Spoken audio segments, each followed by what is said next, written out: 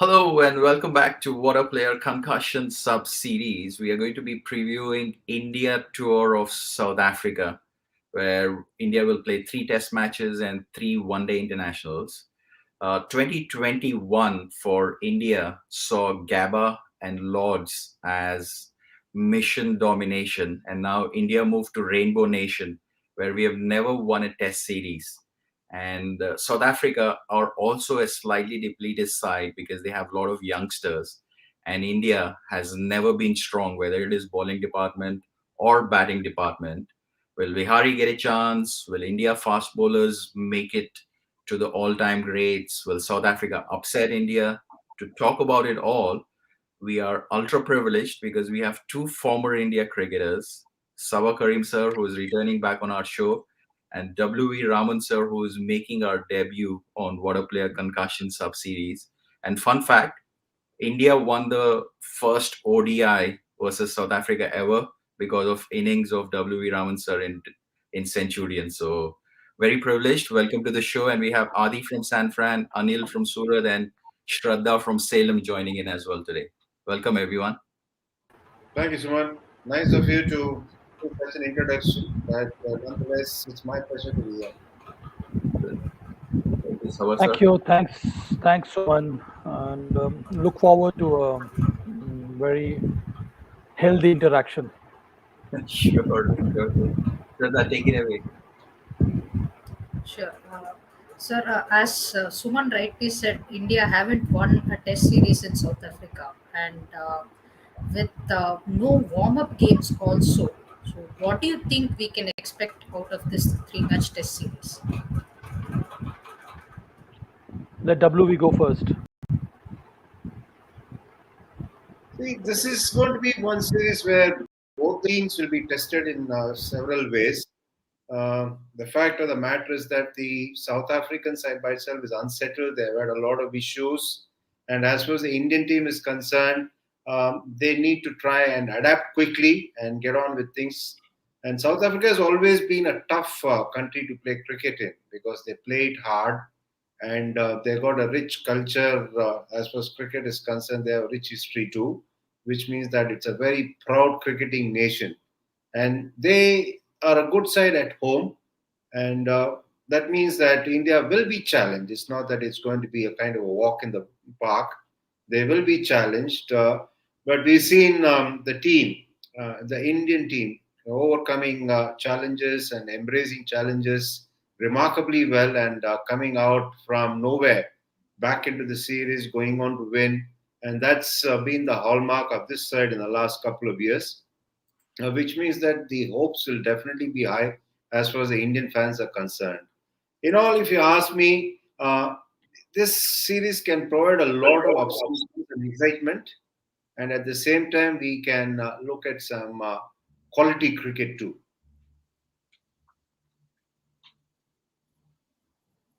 Excellent. Shraddha?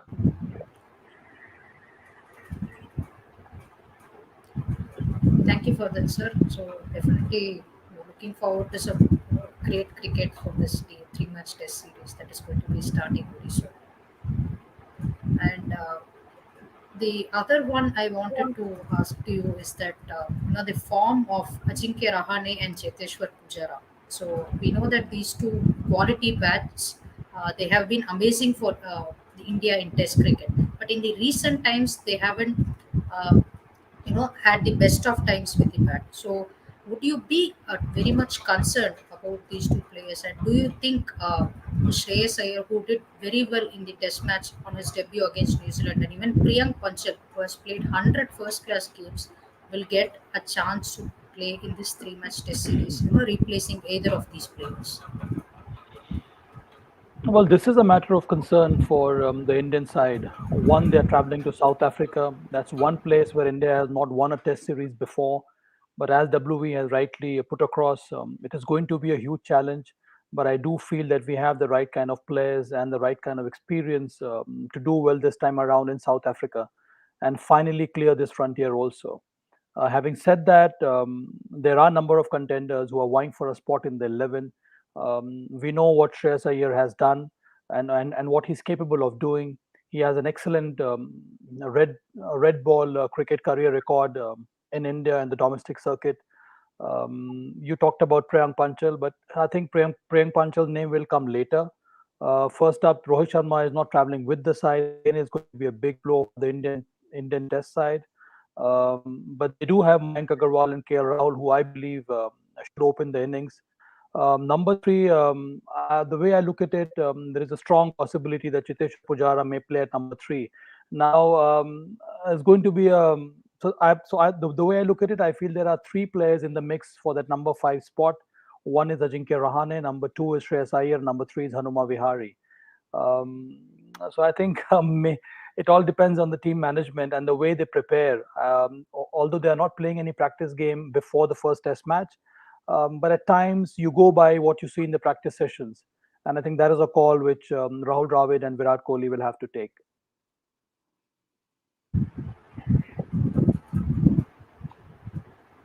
Definitely, sir. I think with the quality of domestic cricket in India, I think every sport is a very very tough contest for all the players. Thanks for that, sir.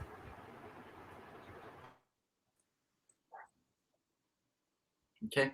And switching over to Adi, I think he has a couple of questions as well for you. Hey, good evening, folks. So I'm in San Francisco. So this was 6:30 a.m., but got up. The sun hasn't risen yet, so it's early first thing in the day. So I've got a couple of questions. WV sir, I want to ask you this question in terms of I think this at least my take on it is this whole tournament, this whole series is going to be like against the bowlers. Like we are all focusing on the bowlers. Like given South African bowlers are really good. Like their batting, if you have to rank like batting and bowling, their fast bowling seems to be like their strongest suit, right?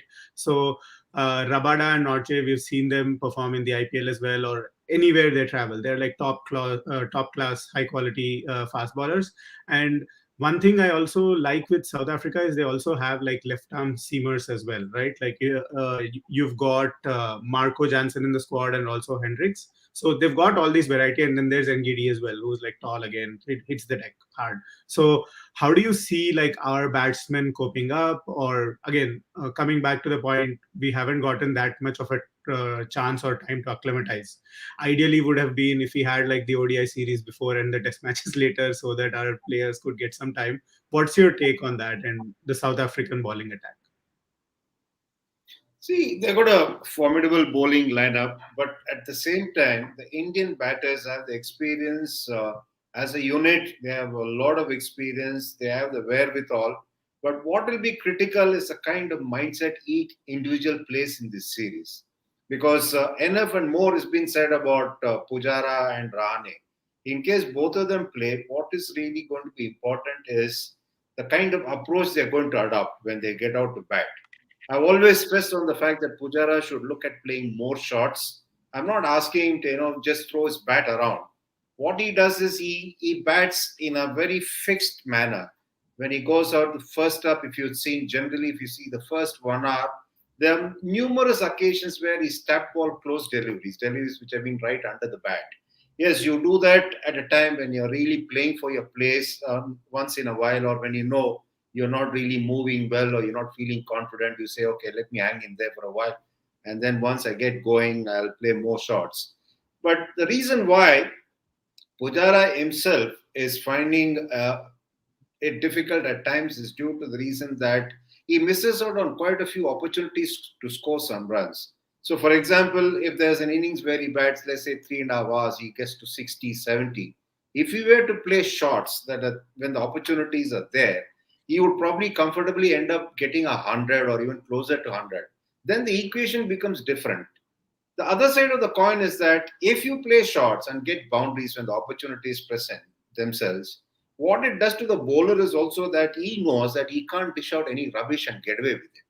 So which means he's also constantly thinking, he's kept alert, he's kept on his toes, then he has very little margin for error.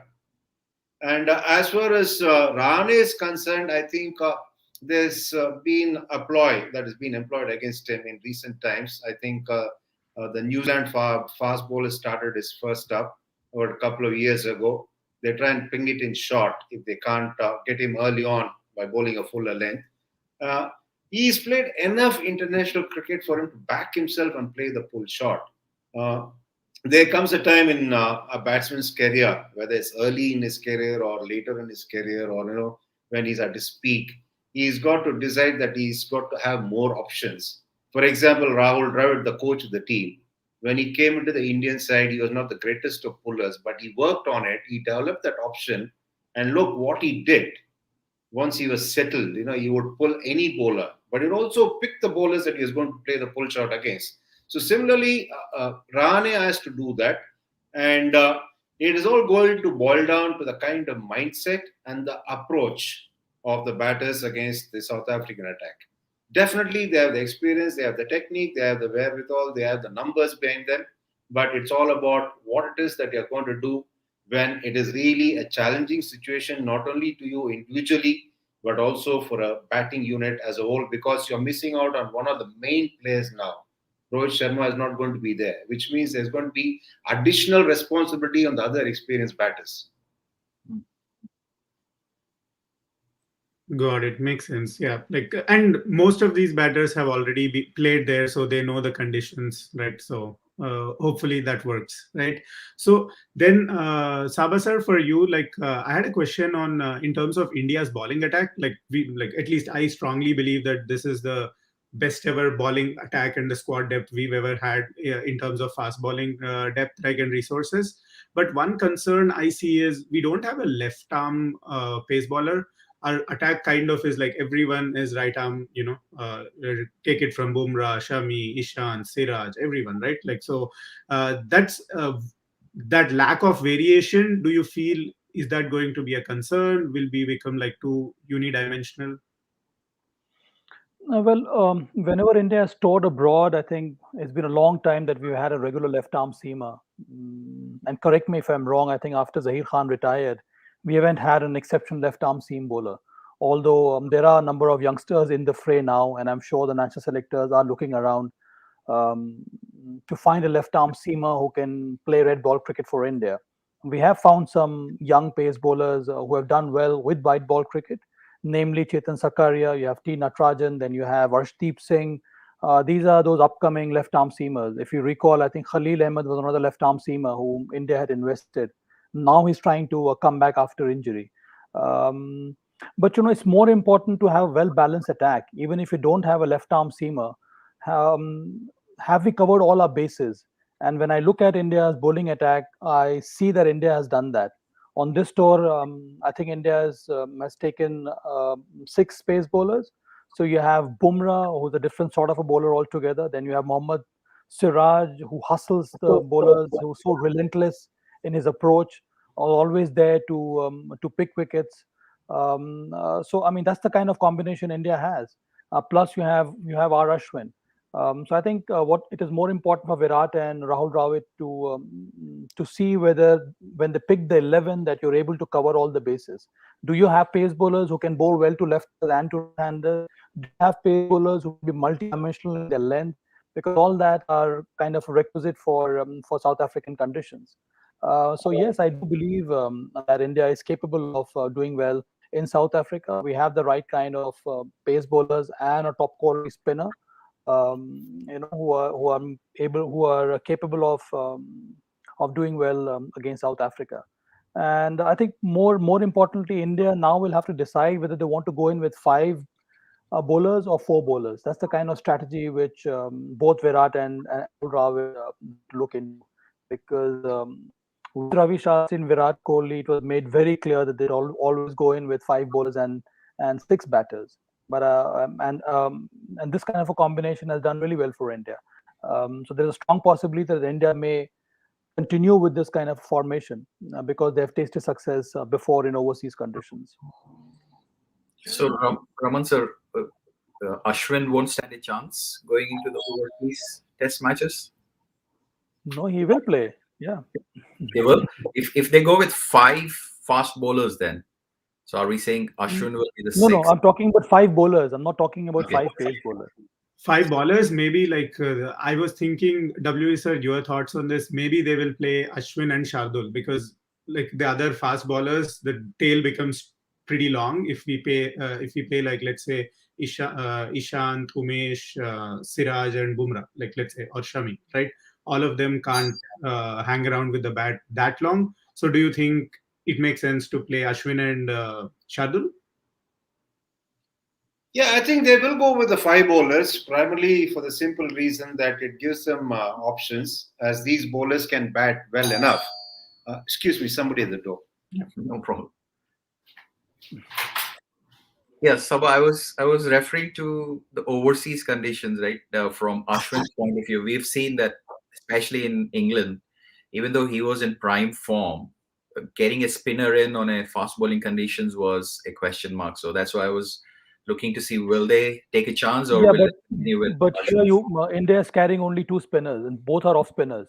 And Mm. obviously, because R Ashwin is in great form now, he will get into the 11, and I think he'll be a great asset for the side because he's an intelligent bowler. He knows how to set up batters even in overseas conditions, and we have seen that in Australia and even in the World Test Championship that he played in England. So I think I'm kind of sure that R Ashwin will get a look in the 11. Okay. And WE sir, like, to your question, like, we had this question whether we should play Ashwin and Shardul to kind of have like some batting option, or do you think we should go with like the fast bowler who's like looking best at that point in time? See, they'll try and pick bowlers who can get you wickets because if you're going to compromise on anything, the balance is going to shift. So the issue is not about trying to ensure that you really sort of make every spot airtight. It's just that you have to be vulnerable somewhere because that is the beauty of playing cricket, and the others will always make up.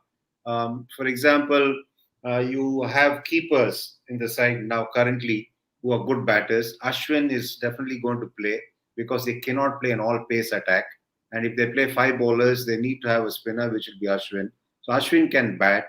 If they go for Shardul Thakur, obviously he can bat a bit. The way he batted in England was really not only enterprising, but he was also capable of getting. He showed he was capable of getting runs under pressure. So that way, we are in a way fortunate because of having a lot of multi-dimensional cricketers who can perform in Test cricket also. So it's going to be more a case of who's in the best of rhythm because they got to see that in a fast bowler. If the fast bowler is at his best in terms of rhythm, that is when he's going to be confident about delivering the goods. And the team management also will go by what they see in the nets in terms of rhythm because they're not going to play any side games. So that is what is going to be the clincher.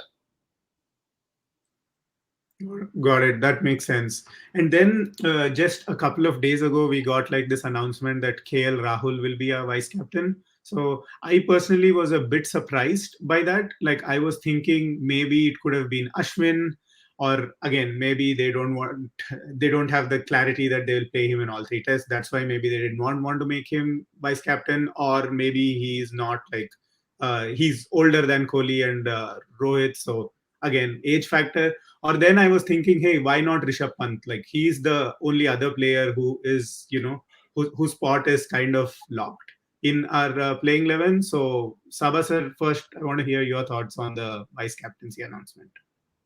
But why not KL Rahul? I think the time has come now for India to start grooming leaders and captains. And KL Rahul, he has cemented his place in all three formats in the Indian side. His performances in the past have been incredible. He's put in match-winning performances. He's become quite dependable now as an opener. We have seen as a captain, he has done quite well for Punjab Kings. His own performance has gone up, and all this bodes really well for KL Rahul. And I think that is why I'm sure the selectors must have thought about it, and they have given him the responsibility. And I think it is the right move because, as I mentioned earlier, that it is time now for the Indian team management and the selectors to move on and to think ahead. And you need to have some kind of a vision as to who can take your cricket forward, or who can take the entire side together and forward as well. Raman sir, your thoughts on vice captaincy? See, with Rohit Sharma not being there and Ajinkya Rahane not being the best of form, I think they would have probably looked at the other available options. They would perhaps have thought long and hard about it. The best candidate, according to them, is KL Rahul, and why not in the sense that he's been uh, doing well as a batter, despite having that responsibility for his IPL franchisee. We do not want to really burden young Rishabh Pant at this stage because he needs to try and get a grip on his uh, both his departments, both keeping and batting. As far as Ashwin is concerned, what do you do when you get a pitch or when you get to a stage where you don't need definitely need a spinner to be playing the 11? It has been done in the past. So if such a situation is forced upon you, then obviously what happens, it becomes very embarrassing on a tour. You can't tell somebody who's been named as the vice captain, you kindly stay out of this meeting, we'll decide on the 11 and then he'll come back to you. Now that can't happen. So perhaps the general consensus uh, amongst the main stakeholders, by that I mean the selectors and the team management, would have been that KL Rahul will definitely play all the three matches in this test match. So it's better to name him as the vice captain, and he's also done a decent job of it as a captain. So all is well and good. Excellent. These are the little intricacies where you played for India, so you would know. Otherwise, fans like us, we make all the speculations of why not this, why not that. Excellent Even insights. Rahane's But case, I think they would not have wanted to, have him retain that burden of additional burden of vice captaincy, because when somebody is really thinking, having to think a lot about his form and his game, you don't burden him with that, because there was a possibility that he might have to lead in case both Kohli and Rohit Sharma decide to take time off. So that is another aspect to it. So I would look at it as the selectors conveying Rane a message that you bat freely without having to think about the entire team.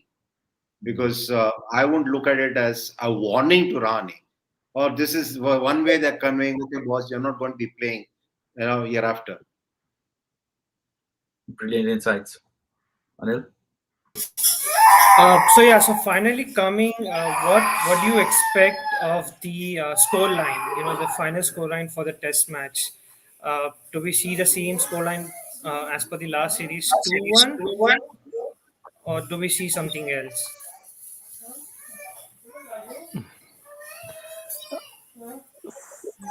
go ahead, WE. Now, this is something which gets into the zone of crystal ball gazing. I won't do that. Uh, the fact of the matter is that it'll all depend on the kind of performance that is put out on the first couple of days in a three-test series, especially when both the sides have got their own issues to get over or to sort out. In the case of South Africa, let's not forget, from the last series that they played against India, they lost three of their legends: Amla, Kallis, and ABD.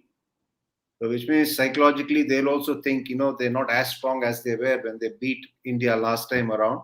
And India, on the other hand, it's a different side now in terms of attitude, in terms of how they play their cricket, in terms of getting out of jail. This is been made a kind of an art in the recent past. You look at England, the way they did things in England. You look at the way they came back after being rolled over for 36 in Australia. This side is becoming a kind of side which would sort of rekindle producers to do movies like The Escape from Alcatraz. So that is how they played their cricket, especially when their more accomplished cricketers were not available, which means you're talking about a group of 30 cricketers who know what needs to be done. And despite them not being in the best in terms of preparation, like having no side games, they know how to go about it, they know how to come out of tough situations. So that, I think, is definitely going to play on the minds of the South Africans when they take on India in this series. I don't think this is something many sides would have thought about when they took on India. Now, starting from this year, they're going, all the sides that are going to play against India will be thinking about this. So just to add to what WE has said, I would like to put my point across. Number one is one should not forget that South Africa is also quite a formidable side. There are a number of players who are unheard of, more so because we don't get to watch some of the matches that the South Africans play. But please do not forget that they were able to put up a very strong claim in the World Cup T20 Championship. That's when we learned that Van Dusen is such a good player. Adrian Markram is a wonderful multi-format player, and we know about their pace bowling strength. They do have spin bowlers in their ranks also. Keshav Maharaj has done quite well. They're led by Dean Elgar, and Bavuma is the vice captain. Elgar, especially, is a very gritty left-hand opening bat, has done well in those conditions, even in India, in the Asian subcontinent. He's one player who's been extremely dependable for South Africa. So one should not forget that. Number two, when WV touched upon the fact that there are, India has made this like a habit to come back when things are going against them. I feel that the kind of side we have, we should try and avoid so many highs and lows. If you want to become a champion side, if you want to win the next cycle of the Test Championship, it is more important to somehow address this issue as soon as possible. Because for how long we can continue to be like this? One Test match we win, the next Test match we lose. Again, we try and come back. When you are a great side, you don't have to go through these ups and downs. We need to, prepare so that we're able to rise above all this and perform up to our potential. So I think we remain a very strong side, but I think it is a matter of concentration. It is a matter of more intensity, as WV pointed out when he discussed Pujara's issues, and that's the kind of positive mindset we need to have in South Africa. And I think first inning batting holds a lot of importance in overseas conditions, and I'm talking about Sena countries. You notice what has happened to England now in the Ashes series. First innings, if you don't put up a big score, they're always trying to catch up.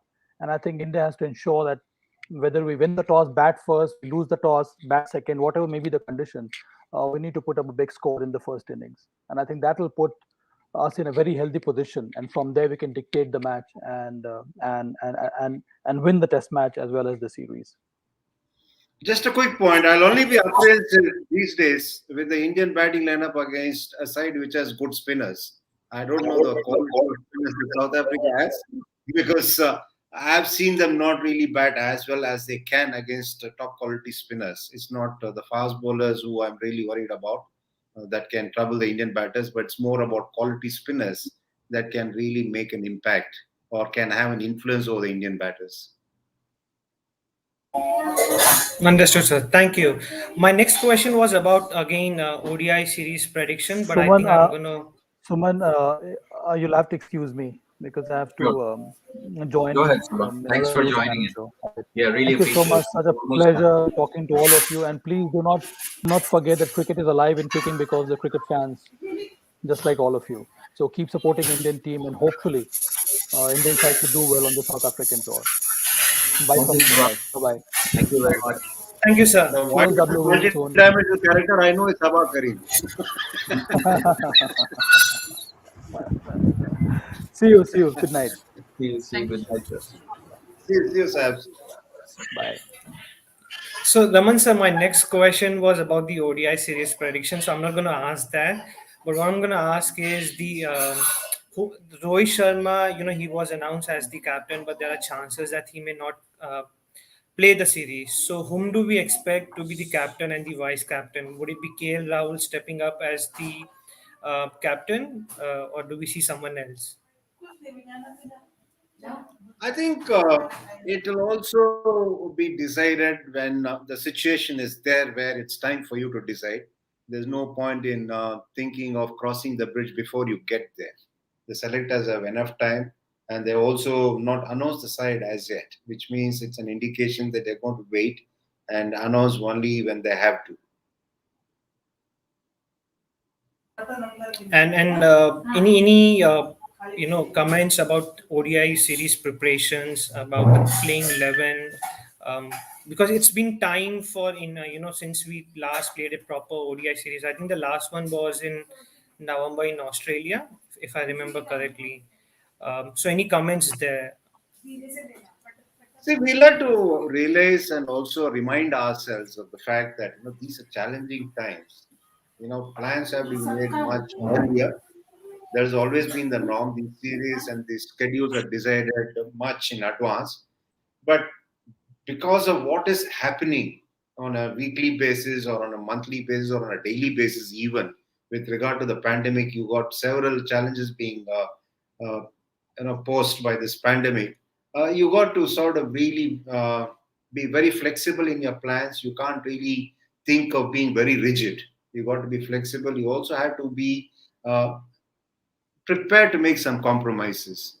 If this is what is possible, if only three ODIs are possible, only three test matches are possible, we got to accept that and say at least there is some activity, there is a test series happening, there's a ODI series happening. So we'll have to be pleased easily in a manner of speaking. Because this was supposed to be a four test series, it's been made into a three test series because of the sudden eruption of cases, and also there's a lot of talk about the new variant. So that's the reason it was delayed a little bit, and it's been crunched into a three test series. So it's all about the circumstances and the challenges, and also the directives that the governing authorities give in various countries and in various ways. Mhm. Interesting. And there's a lot of off-field chatter anyway, Raman sir, about players, administrators, etc. But question: Virat Kohli will also be in some sort of a pressure of getting that elusive 100, which he's been chasing for the Test century. Will whatever happened in the past 2 weeks affect his mindset at all in a positive or a negative way? He's a tough character. I don't think this is really going to have any impact on somebody who's played for so long, who's achieved so much, and who knows what it is all about. It's not that he's a stranger to the cut and thrust of professional life. I think he's very well aware, and he's also handled a lot of things in his career. Not only when he started doing well for the country, even when he was a young boy and a young adult, he's overcome a lot of obstacles, and he knows how to handle himself and also compartmentalize the things that he needs to do. Yes, we've seen a lot of players have a patch where they have gone without scoring 100. That is something that's happening to Virat Kohli in the recent past. It won't be long before he notches up a century and then starts getting a few more on the back of it. Hmm. Absolutely. Excellent. These are fantastic insights. Thank you so much, Raman sir, Adi, for waking up early, and Shraddha for taking time from your coaching stint, and Anil from Surat. Hope all of you enjoyed the insights from Saba sir and Raman sir. Looking forward for the South Africa series. And Raman sir, thanks for taking time, and we will see you again next time. You're welcome. Thank you. Thank you, Stay guys. safe, all of you. Thanks for Stay safe watching. in the new world. Thank Sure. you.